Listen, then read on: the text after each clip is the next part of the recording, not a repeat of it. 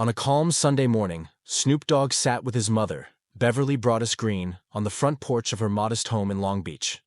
The rapper had cleared his schedule, wanting some peace and family time after months of nonstop appearances. They hadn't sat down like this in years. No cameras, no entourage, just mother and son. Beverly poured sweet tea into 2 glasses, her hands steady but her eyes distant, holding something deeper than nostalgia. Snoop leaned back in his chair, the sunlight casting soft shadows across his face. "Mama, you ever think we'd get here?" he asked. She smiled, but it was faint. "Every day," she said, "but not like this." For years, they'd kept pieces of their past tucked away, especially the hardest parts. It wasn't avoidance, it was survival. But something in Beverly had shifted. She felt it was time. "You remember that apartment on 21st and Lewis?" she asked suddenly. Snoop nodded. "Roaches and radiator heat," he said. "And that one window that never opened." Beverly chuckled, but then her voice softened. "You know, I cried every night in that place. You didn't know. I never let you hear me." Snoop blinked slowly, caught off guard. His mother had always seemed indestructible. But behind closed doors, she'd been quietly breaking. Beverly began, talking, her voice steady, deliberate. "I had 3 jobs back then. Cleaned houses in the morning, worked at the diner in the afternoon, and sewed clothes late at night, all to keep the lights on." Snoop sat still, every word rewiring his understanding of childhood. "I knew you worked hard," he said quietly, "but not like that." There were things she had never told him. How they once faced eviction, and she had to beg the landlord for 1 more week. How she sometimes skipped meals so her kids could eat. How once, she walked 3 miles in the rain after a double shift because she couldn't afford the bus. "I never wanted you to feel poor," she said. "I wanted you to feel proud." Snoop looked down at his hands. The chains, the fame, the millions. They all suddenly felt distant. He had always spoken about the streets and the grind, but never truly realized the depth of his mother's sacrifices. "You the real gangster," he said, his voice cracking. She laughed, but there were tears in her eyes too. "I just did what mamas do," she whispered. "We survive. We protect. We don't let them see us fall." And for the first time in decades, Snoop felt like a child again, sitting beside a woman who had built an empire with nothing but love, grit, and silence. The conversation stretched into the afternoon. Beverly had more to say, truths buried under years of strength. And Snoop was ready to listen, even if the words hurt. Beverly stared into the distance and began recounting a night that haunted her. "You were about 9, she said. "It was winter, cold as hell. I had just come back from my shift and the lights were off. They'd cut the power." Snoop nodded slowly. "I remember using candles," he said. "Felt like camping." Beverly shook her head. "You were too young to know I lied about that." That night she had cried in the kitchen, silently, while Snoop and his siblings laughed and played with shadows on the wall. She pretended it was a game. "I had 67 cents in my pocket," she said, "and not a single soul to call." She boiled water on the stove, hoping it would bring some heat into the air. The kids had no clue. They smiled through it, thinking it was part of some fun adventure. But Beverly sat by the front door with a coat wrapped around her legs, terrified. The landlord would come knocking. "I was so ashamed," she whispered. "Ashamed of being poor, ashamed of being alone." Snoop leaned closer, his throat tightening.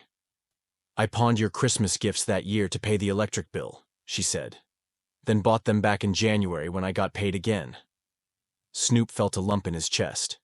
He'd remembered that. Christmas, how the gifts came late but were exactly what he wanted. He had no idea what it had cost her. "I used to pray over y'all every night," she continued.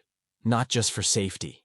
I prayed that you wouldn't grow bitter, that you wouldn't let poverty become your personality." Snoop wiped his eyes. "You gave me everything, Mama, and I ain't never thanked you proper." For Beverly, the hardest part wasn't going without. It was pretending that everything was fine. "I didn't want you to carry the weight," she said. "So I did." That pain, she confessed, aged her faster. "I was 30 but looked 50, she said with a chuckle.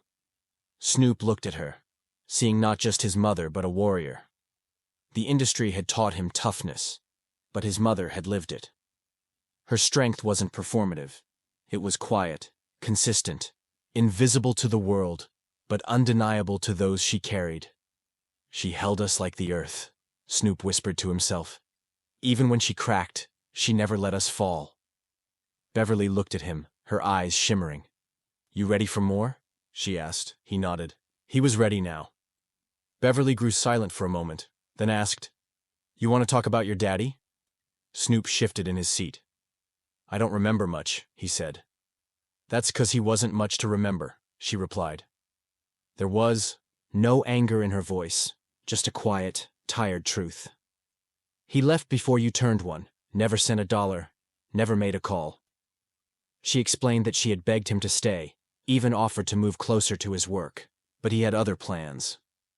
He said fatherhood wasn't for him, she said, and walked away like we were a bag of trash. Snoop's jaw tightened. He had always suspected the truth. Hearing it now hit differently. I raised 3 boys on my own, Beverly said. Men used to say, you can't teach them to be men. But I did. I taught you to be honest, to be strong, to stay loyal. Snoop nodded. You taught me everything, he whispered. Even how to hurt with dignity. She never spoke, ill of his father in front of him growing up. I didn't want you to inherit hate, she said. You had enough to carry. Snoop had always admired his mother's poise. Now he realized it was a form of spiritual resistance. She told him about nights she cried herself to sleep, wondering if she'd fail them. But then I'd hear you rapping in the next room, she said. And I'd know. There was something bigger coming. Snoop smiled through the tears. That was all you, Mama. You gave me the rhythm. They talked about forgiveness. Beverly admitted she had forgiven his father, not for his sake, but for her own. I didn't want to die bitter, she said. I wanted to live clean. Snoop sat in awe. You the realest person I know, he said. And you always been. Their conversation peeled back layers of silence. There were no easy words. But there was healing. And in the space between them, something old began to soften. Snoop took his mother's hand. You made me, Mama. All of me. The music, the hustle, the fight. That's you. Beverly smiled, tired but free.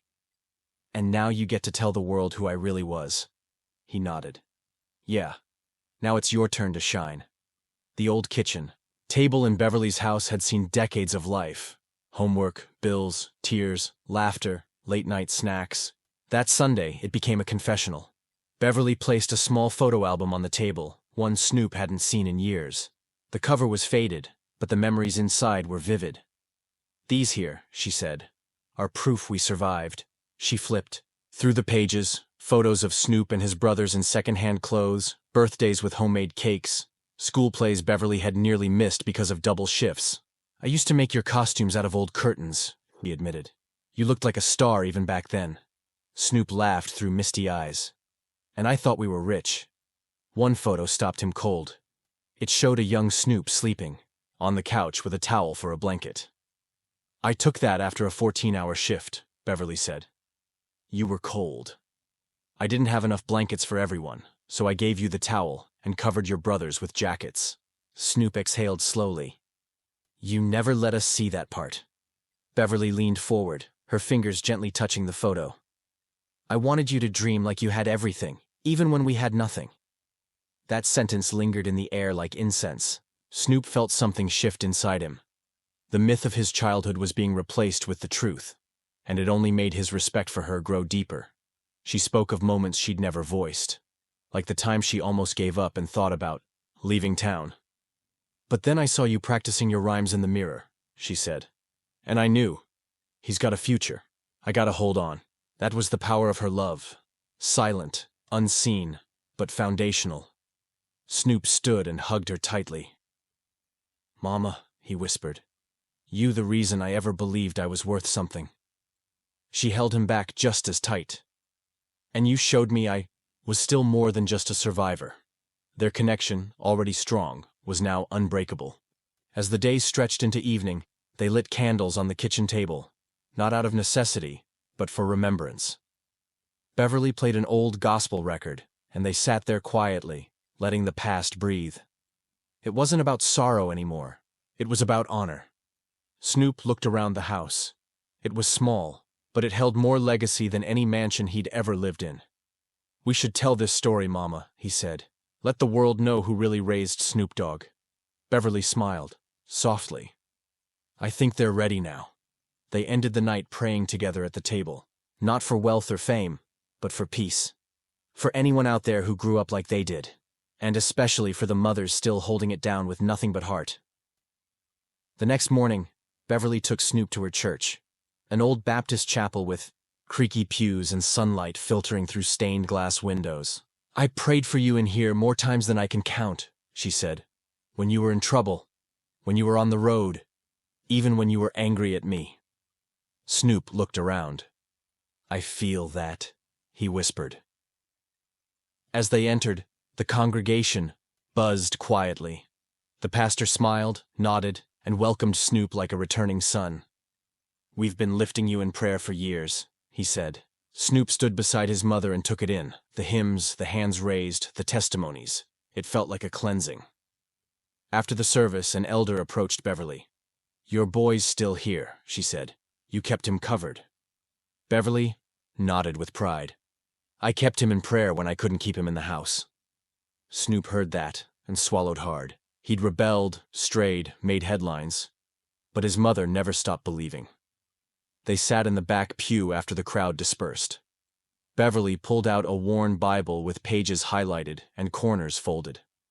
"Every verse I marked had your name in it," she said. "Not written, but felt." Snoop placed his hand on the book. "I guess I never stood a chance of failing, huh?" she laughed. "Oh, you failed all right, but I prayed you back every time." That truth cut deep and healed simultaneously. The prayers of a mother had traveled through courts, contracts, and chaos, and brought him home. As they walked back to the car, Beverly turned serious. "You remember when you got locked up that first time?" He nodded. "I was terrified. Not of the system, but that you'd stop believing you were meant for more." She told him how she fasted for 3 days, walking the neighborhood, asking God to protect her son. "I didn't eat," she said, "but I fed you with faith." Snoop shook his head in awe. "I owe you everything," he said. She stopped him. "You don't owe me. Just keep walking right. Keep being light for somebody else." That moment became a vow in Snoop's heart. The spotlight would now serve something deeper. He hugged her outside the church, paparazzi waiting across the street. He didn't care. He held her like the world needed to see it. And maybe they did. Maybe they needed to witness what grace really looked like. Back home, Snoop sat alone for a while. He wrote lyrics that weren't for a record. They were for her. And in every line, the church echoed. A week later, Snoop surprised his team. "I want to do something for my mama," he said. "Not jewelry, not a car. I want the world to hear her story." He proposed a documentary titled The Woman Behind the Dog, focusing entirely on Beverly, her struggles, sacrifices, and spiritual fire. Producers were hesitant at first. Snoop pushed forward anyway. "This ain't about selling, it's about telling." They set up cameras in her house, in the church, and even in the neighborhoods they once called home. Beverly was nervous at first, but soon, her voice found its rhythm. The footage was raw. Beverly recounting days without food, nights praying through tears, moments when she doubted God but never stopped hoping. Snoop appeared too. Sometimes in silence, sometimes weeping, always present. "This is the realest I ever been," he admitted. Fans got early previews and were stunned. The response was overwhelming. "I never knew Snoop had a mama like this," one said. Another posted, "This changed how I see my own mom." Social media lit up with stories of single mothers, prayers, and survival. Beverly's voice became a symbol. Churches invited her to speak. Women's groups rallied around her. A clothing brand asked to put her quotes on t-shirts. She declined most offers. "I didn't do this for fame," she said. "I did it for the quiet ones still fighting." Snoop watched it all with pride. "She gave me my voice. Now it's her turn to speak." They released the documentary on Mother's Day. It became a cultural event. Streams hit millions. Critics called it the most powerful untold story in hip-hop history. During the premiere, Beverly took the stage. "This ain't about me," she said. "It's about every mama doing the work nobody sees." The audience erupted. Snoop stood beside her, tears in his eyes. "That's the queen right there," he said. "I'm just her echo." The documentary inspired donations to women's shelters, school programs, and single mother grants. Snoop launched the Beverly Fund, dedicated to helping women raise kids in poverty with dignity and strength.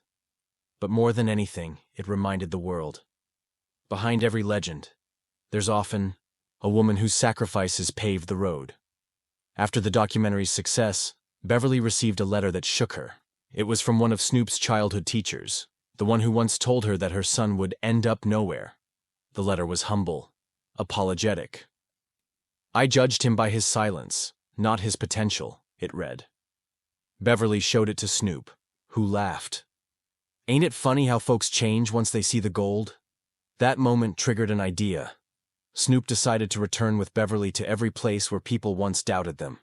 Schools, grocery stores, even the street corner where he was once arrested. "Let's show 'em what survival looks like," he said. It became a mini-series, each episode titled after a lesson. Dignity, faith, hunger, resilience. Beverly walked through their old neighborhood, now worn but familiar. Some homes were abandoned, others rebuilt. "This street watched me cry more times than I can count," she whispered. But now, she walked proudly. Locals gathered to hug her, thank her, and share stories of their own mothers. One young mother broke down in tears. "Miss Beverly," she said, "your story saved me. I was ready to give up, but then I saw you on screen." Beverly hugged her tight. "Don't give up. Your child's future is watching you." Snoop stood nearby, hand over heart, silent and moved. The power of Beverly's truth began to ripple beyond entertainment. Churches called, schools invited her. Nonprofits asked her to lead panels, but she kept her focus simple. "I just want to remind women that being soft don't mean being weak," she said. Snoop marveled at her poise. "You more famous than me now," he joked. "Took you 40 years to go viral," she laughed. "I'd rather go viral for love than for drama." Their banter became iconic. Clips from their conversations trended weekly. A final surprise came during a talk show appearance. The host handed Beverly a plaque. Lifetime recognition for impact on American culture. She held it, overwhelmed. "All I ever wanted was to raise my children right," she said. "I never imagined it'd raise a whole generation." That night, Snoop posted a photo of Beverly in her chair, holding the plaque. His caption read, "Everything I am was first a whisper in her prayers." The post hit 15 million likes. And as mother and son sat together, the world watched. Not because of celebrity, but because of the unfiltered beauty of their bond. A story that began in struggle was now a blueprint for healing. Inspired by letters. To Bowser, Snoop wrote a new letter, this time to his mother. He posted it on Instagram, then read it aloud during a live stream that drew millions. "Dear Mama, you ain't never needed a mic to be powerful. Your silence taught me presence, your tears taught me strength, and your hands, always working, always praying, built more than a home. They built me. I remember the noodles, the hand-me-downs, the candles when the lights went out. I remember your voice singing when you were too tired to stand. I remember your anger, your faith, your laughter. You made nothing feel like everything. They called me a legend. But you the source. You the first rhythm I knew, the first sermon I heard, the first poem I memorized. I know I hurt you sometimes. My ego got loud, my pain got reckless. But you loved me through it all. Never left, never folded, never judged. When they play my records years from now, I hope they hear your heartbeat underneath every beat." That's where it started. That's where it ends. The stream went silent, then flooded with comments. "I'm calling my mom right now. I never cried like this before." Thank you, Snoop. It was more than a viral moment. It was collective healing. Afterward, Beverly walked into the room and hugged her son. You didn't have to write that, she said. I already knew. Snoop kissed her forehead, but the world needed to hear it. That week, thousands of fans wrote letters to their mothers. The hashtag Dear Mama trended for days. Hospitals, prisons, shelters.